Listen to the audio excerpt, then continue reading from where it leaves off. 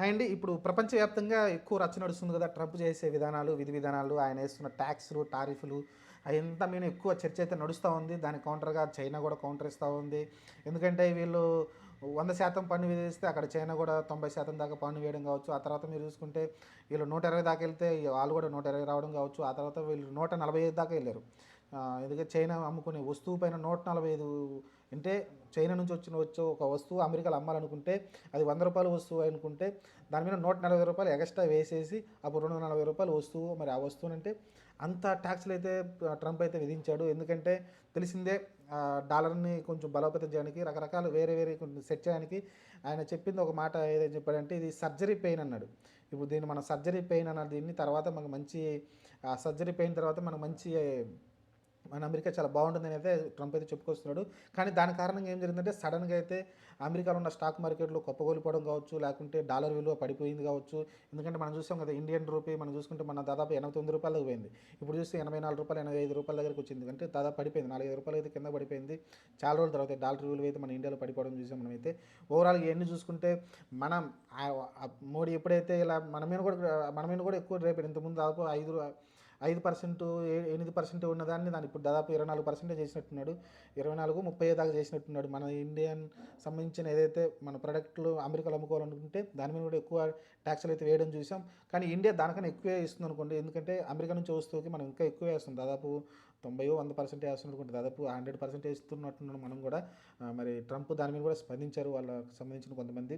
Overall చూసుకుంటే ఈ Trump తీసుకున్న నిర్ణయం వల్ల మన Indian stock market Nifty, Sensex కావచ్చు, రెండు చాలా భారీగా పడిపోవడం చూసాం. అప్పుడైతే కుదేలైపోయినాయి.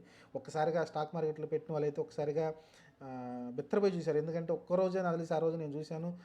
రీసెంట్గా ఒక 1 వీక్ బ్యాక్ అనుకుంటాను. 1 వీక్ బ్యాక్ ఒక్కసారిగా 1300 పాయింట్లు, 1400 పాయింట్లు డౌన్ అయ్యి ఆ తర్వాత దాదాపు 1100 దగ్గర ఆగినట్టుంది. అంత పడిపోయింది పాయింట్లు అయితే. మీరు నిఫ్టీ ఇంతకుముందు చరిత్రలో దాదాపు ఎప్పుడెప్పుడో జరిగిందంట. ఎప్పుడో జరిగింది. ఇప్పుడైతే అలాంటి క్రాషే జరిగింది. అదేదో బ్లాక్ డే కూడా అని అంటారంట.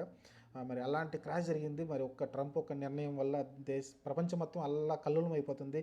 దాదాపు 60-70 దేశాల్లో ఇలానే ట్యాక్స్లు అయితే ఎక్కువగా విపరీతంగా వేసేస్తున్నారంట, చిన్న చిన్న దేశాలకు కూడా. మరి చూద్దాం. మరి ట్రంప్ అయితే క్రాక్ అనుకున్నాం కానీ ఇంత పెద్ద క్రాక్ అనుకోలేదు.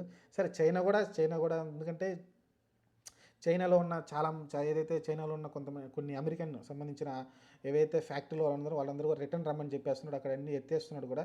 దానివల్ల చైనా కూడా ఇబ్బంది పడుతుంది. అండ్ మరి అవన్నీ పోయి మరి ఎక్కడ తీసుకొస్తారంటే కలిసి ఇండియాకి మంచి ఛాన్స్ ఉంది. మరి ఎందుకంటే అక్కడ ఉన్న ఫ్యాక్టరీని తీసేస్తే ఆ తర్వాత ఎక్కువ మంది వర్కర్స్ లేకుంటే ఎంప్లాయీస్ దొరికే దేశం ఏదైనా ఉందంటే అది ఇండియానే. అది ఇండియాకి ఫెచ్చింగ్ అవుతుంది. చైనా నుంచి ఆ ఫ్యాక్టరీని వెళ్ళిపోయి మన ఇండియాకి వస్తే బాగానే ఉంటుంది. అమెరికా కూడా మరి దాన్ని సహకారం అందిస్తుందో చూడాలి. ప్రస్తుతానికైతే చాలా అల్లకలను ప్రపంచం మొత్తం అల్లకలను నడుస్తూ ఉంది. మరి చూద్దాం ఏం జరగబోద్దో. ప్రస్తుతం అయితే ఇదే చర్చ నడుస్తూ ఉంది. స్టాక్ మార్కెట్లు ఎందుకు పడిపోతున్నాయి ఏంటి, అమెరికా డాలర్ విలువ పడిపోతూ ఉంది. మరి ట్రంప్ పిచ్చి వాళ్ళగా ప్రవర్తిస్తున్నాడు అనుకుంటే లేదు, నాకు తెలిసి ట్రంప్ మంచి పని చేస్తున్నాడు. కాకపోతే ఆయన అన్నది కరెక్టే, సర్జరీ పెయిన్ ఇది. ఆ సర్జరీ పెయిన్ నుంచి కొంచెం బయటపడ్డాకైతే అది ఇండియాకు కూడా మంచిగా వస్తుంది. ఇండియా ఇప్పుడు స్టాక్ మార్కెట్ కొంచెం మళ్ళీ పుంజుకుంది. దాదాపు మళ్ళీ 23,000 పైకి వచ్చేసినట్టుంది.